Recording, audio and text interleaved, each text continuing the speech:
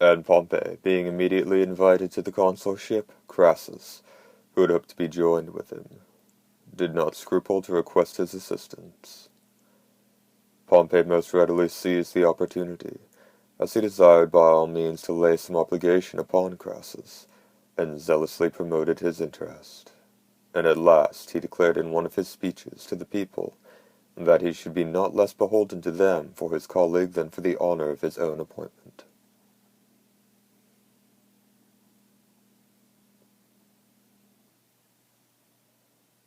But once entered upon the employment, this amity continued not long, but differing almost in everything, disagreeing, quarrelling, and contending, they spent the time of their consulship without effecting any measure of consequence, except that Crassus made a great sacrifice to Heracles, and feasted the people at 10,000 tables, and measured them out corn for 3 months. When their command was now ready to expire, and they were, as it happened, addressing the people, a Roman knight, one Onatius Aurelius, an ordinary private person living in the country, mounted the hustings and declared a vision he had in his sleep. "Jupiter," said he, "appeared to me and commanded me to tell you that you should not suffer your consuls to lay down their charge before they are made friends." When he had spoken, the people cried out that they should be reconciled. Pompey stood still and said nothing, but Crassus, first offering him his hand, said, "I cannot think, my countrymen, that I do anything humiliating or unworthy of myself. If I make the first offers of accommodation and friendship with Pompey, whom you yourself styled the great before he was of man's estate, and decreed him a triumph before he was capable of sitting in the Senate."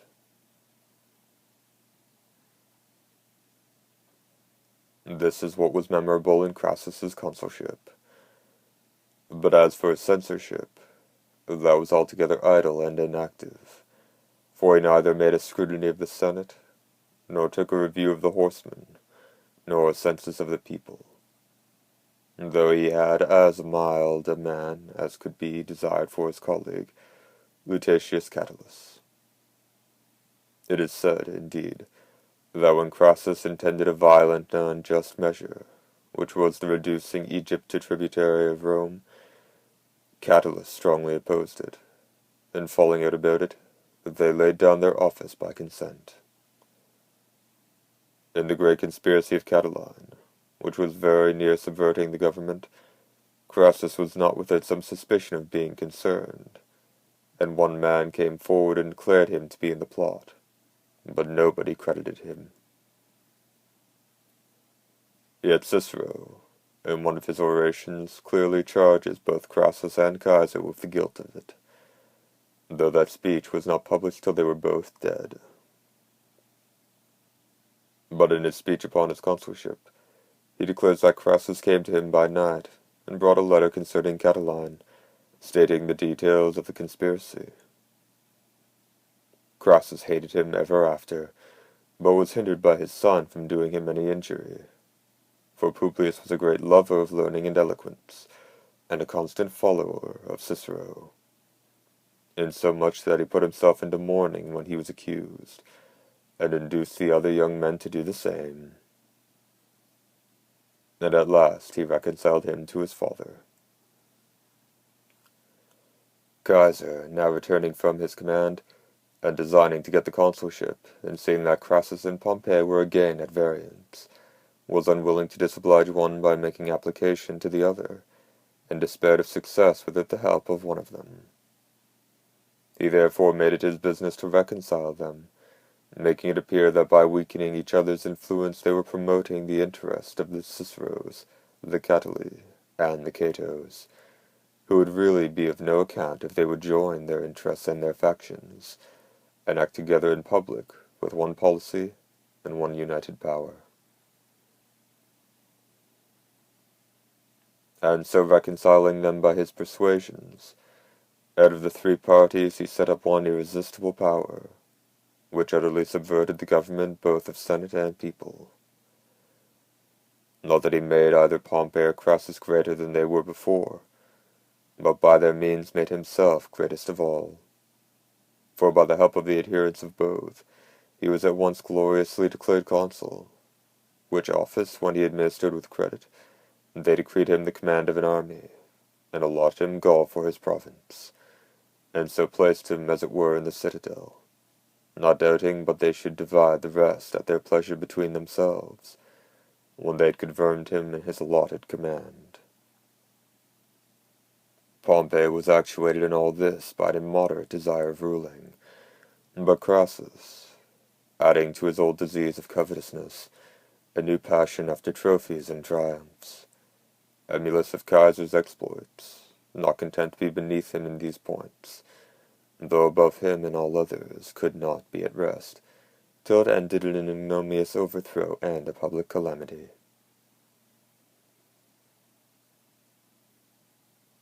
When Caesar came out of Gaul to Lucca, a great many went thither from Rome to meet him. Pompey and Crassus had various conferences with him in secret, in which they came to the resolution to proceed to still more decisive steps, and to get the whole management of affairs into their hands. Caesar to keep his army, and Pompey and Crassus to obtain new ones and new provinces. To effect all which there was but one way, the getting the consulate a second time, which they were to stand for, and Caesar to assist them by writing to his friends, and sending many of his soldiers to vote. But when they returned to Rome, their design was presently suspected, and a report was soon spread that this interview had been for no good. When Marcellinus and Domitius asked Pompey in the Senate if he intended to stand for the consulship, he answered, perhaps he would, perhaps not. And being urged again, replied, he would ask it of the honest citizens, but not of the dishonest. Which answer appearing too haughty and arrogant, Crassus said more modestly, that he would desire it if it might be for the advantage of the public, otherwise he would decline it. Upon this some others took confidence and came forward as candidates, among them Domitius. But when Pompey and Crassus now openly appeared for it, the rest were afraid and drew back. Only Cato encouraged Domitius, who was his friend and relation, to proceed, exciting him to persist, as though he was now defending the public liberty, as these men, he said, did not so much aim at the consulship as at arbitrary government, and it was not a petition for office, but a seizure of provinces and armies. Thus spoke and thought Cato, and almost forcibly compelled Domitius to appear in the forum, where many sided with them. For there was indeed much wonder and question among the people. Why should Pompey and Crassus want another consulship, and why they two together, and not with some third person?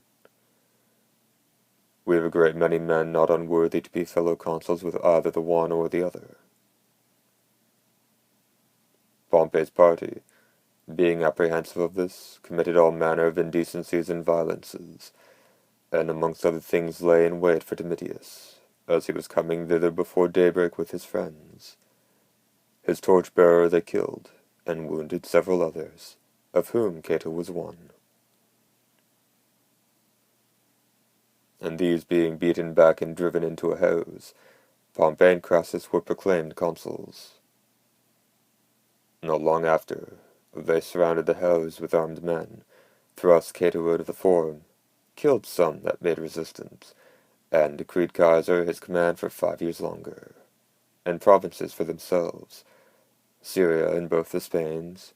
which being divided by lots, Syria fell to Crassus, and the Spains to Pompey. But then, being strangely puffed up, and his head heated, he would not limit his fortune with Parthia and Syria, but looking on the actions of Lucullus against Tigranes, and the exploits of Pompey against Mithridates as but child's play, he proposed to himself in his hopes to pass as far as Bactria and India, and the utmost ocean. Not that he was called upon by the decree which appointed him to his office to undertake any expedition against the Parthians, but it was well known that he was eager for it, and Caesar wrote to him out of Gaul commending his resolution, and inciting him to the war. And when Aetius, the tribune of the people, designed to stop his journey, and many others murmured that one man should undertake a war against a people that had done them no injury, and were at amity with them, he desired Pompey to stand by him and accompany him out of the town, as he had a great name amongst the common people. And when several were ready prepared to interfere and raise an outcry, Pompey appeared with a pleasing countenance, and so mollified the people, that they let Crassus pass quietly. Aetius, however, met him, and first by word of mouth warned and conjured him not to proceed, and then commanded his attendant officer to seize him and detain him. But the other tribunes not permitting it, the officer released Crassus. Aetius, therefore, running to the gate when Crassus was come hither, set down a chafing dish with lighted fire in it, and burning incense and pouring libations on it, cursed him with dreadful imprecations, calling upon and naming several strange and horrible deities. In the Roman belief there is so much virtue in these sacred and ancient rites, that no man can escape the effects of them, and that the utterer himself seldom prospers, so that they are not often made use of, and but upon a great occasion. And Aetius was blamed at the time for resorting to them, as the city itself, in whose cause he used them, would be the first to feel the ill effects of these curses and supernatural terrors. Crassus arrived at Brundisium, and though the sea was very rough, he had not patience to wait, but went on board, and lost many of his ships. With the remnant of his army he marched rapidly through Galatia, where meeting with King Deiotarus, who, though he was very old, was about building a new city. Crassus scoffingly told him, "Your Majesty begins to build at the 12th hour." "Neither do you," said he, "O general, undertake your Parthian expedition very early." For Crassus was then 60 years old, and he seemed older than he was. At his first coming, things went as he would have them, for he made a bridge over the Euphrates without much difficulty, and passed over his army in safety, and occupied many cities of Mesopotamia, which yielded voluntarily. But 100 of his men were killed in one, in which Apollonius was tyrant. Therefore, bringing his forces against it, he took it by storm, plundered the goods, and sold the inhabitants. The Greeks call this city Zenidotia, upon the taking of which he permitted the army to salute him imperator, but this was very ill thought of, and it looked as if he despaired a nobler achievement, that he had made so much of this little success. Putting garrisons of 7,000 foot and 1,000 horse in the new conquests, he returned to take up his winter quarters in Syria, where his son was to meet him coming from Caesar out of Gaul, decorated with rewards for his valor, and bringing with him 1,000 select horse. Here Crassus seemed to commit his first error, and accept indeed the whole expedition his greatest. For whereas he ought to have gone forward and seized Babylon and Seleucia, cities that were ever at enmity with the Parthians, he gave the enemy time to provide against him. Besides, he spent his time in Syria more like a usurer than a general, not in taking an account of the arms and improving the skill and discipline of his soldiers, but in computing the revenue of the cities, wasting many days in weighing by scale and balance the treasure that was in the temple of Hierapolis, issuing requisitions for levies of soldiers upon particular towns and kingdoms, and then again withdrawing them on payment of sums of money, by which he lost his credit and became despised. Here, too, he met with the first ill omen from that goddess, whom some call Venus, others Juno, others Nature,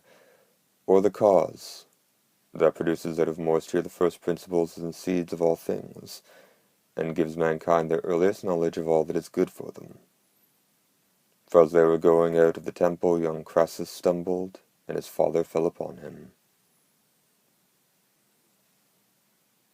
When he drew his army out of winter quarters, ambassadors came to him from Arsaces, with this short speech. If the army was sent by the people of Rome, he denounced mortal war, but if, as he understood was the case, against the consent of his country, Crassus for his own private profit had invaded his territory,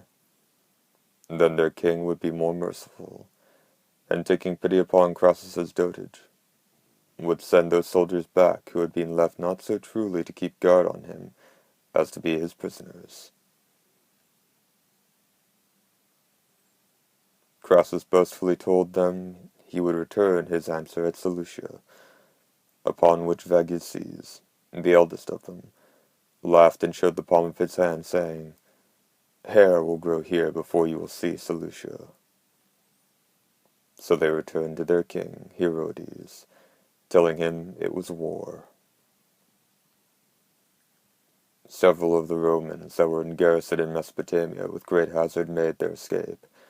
and brought word that the danger was worth consideration, urging their own eyewitness of the numbers of the enemy, and the manner of their fighting when they assaulted their towns. And, as men's manner is,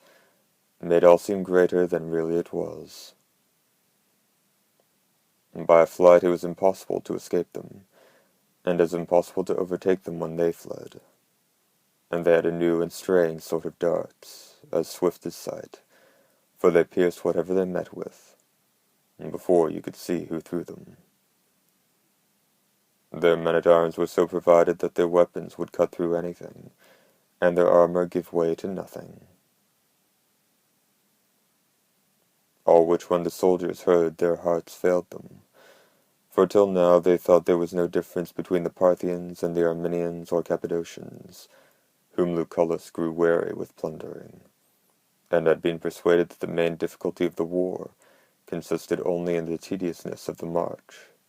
and the trouble of chasing men that durst not come to blows, so that the danger of a battle was beyond their expectation. Accordingly, some of the officers advised Crassus to proceed no further at present, but reconsider the whole enterprise,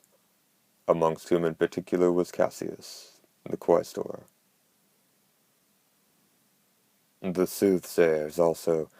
told him privately the signs found in the sacrifices were continually adverse and unfavorable, but he paid no heed to them, or to anybody who gave any other advice than to proceed.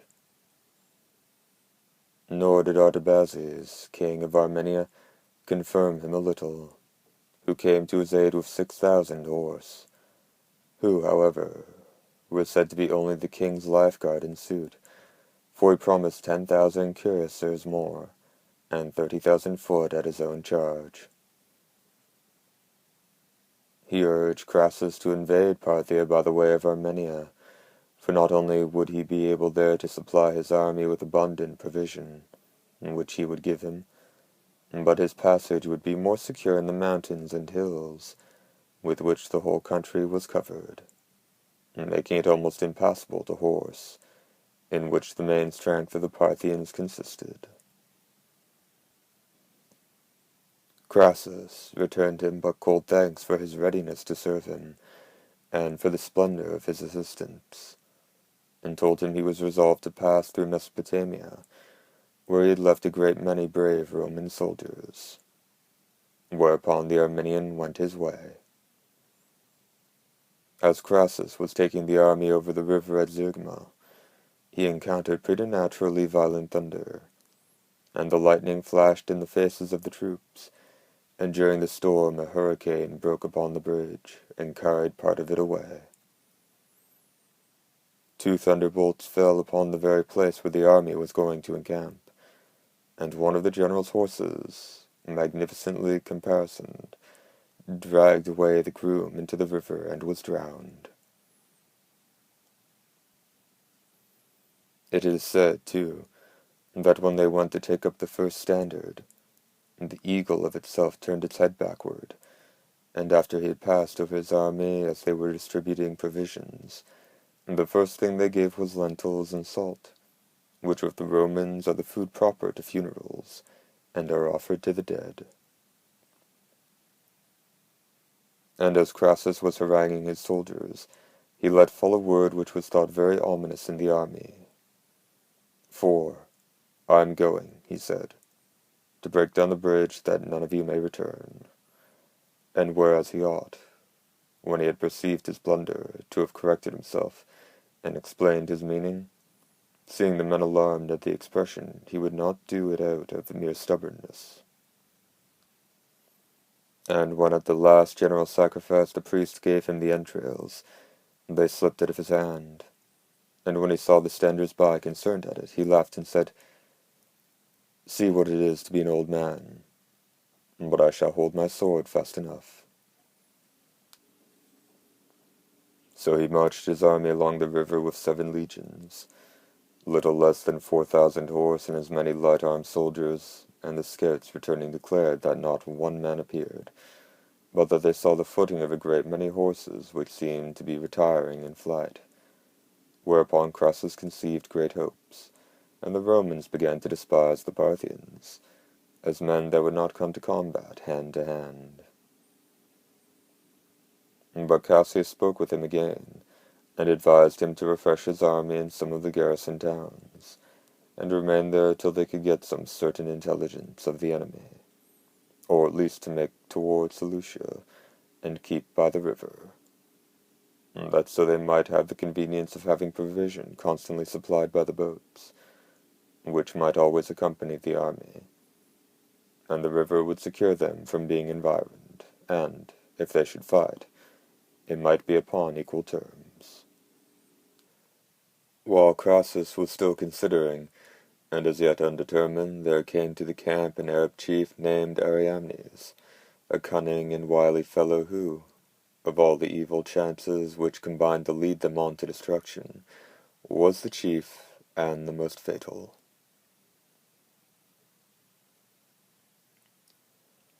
Some of Pompey's old soldiers knew him, and remembered him to have received some kindnesses of Pompey,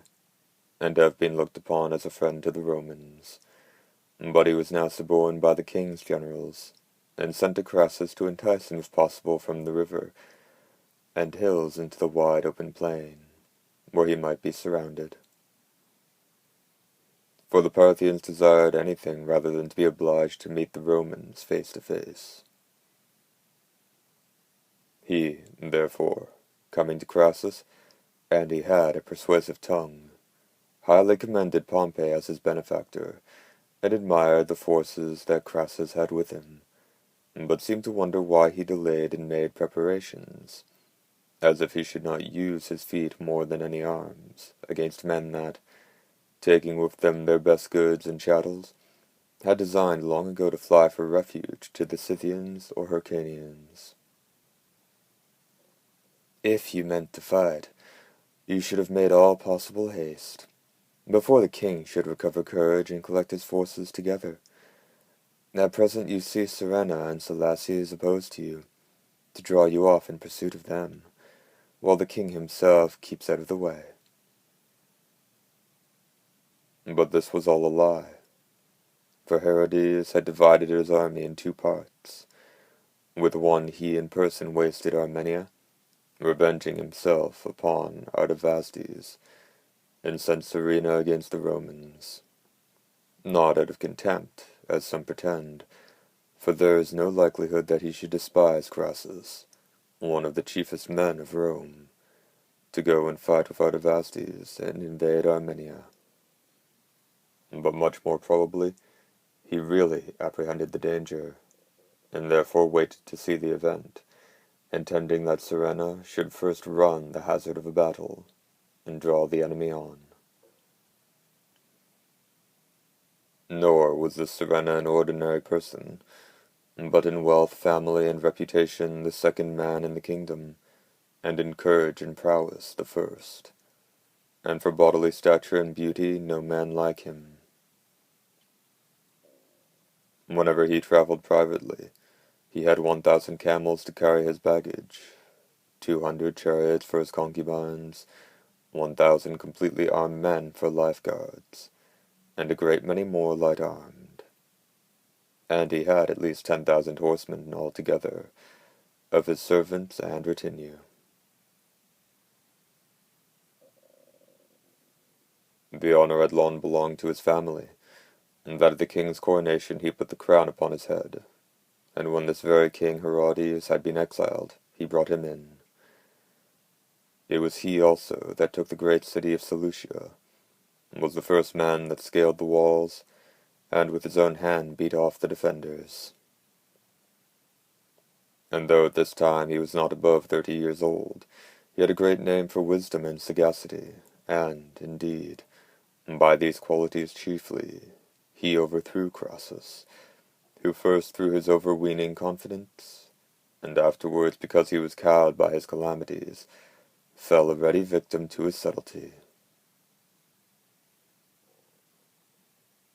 When Ariamnes had thus worked upon him,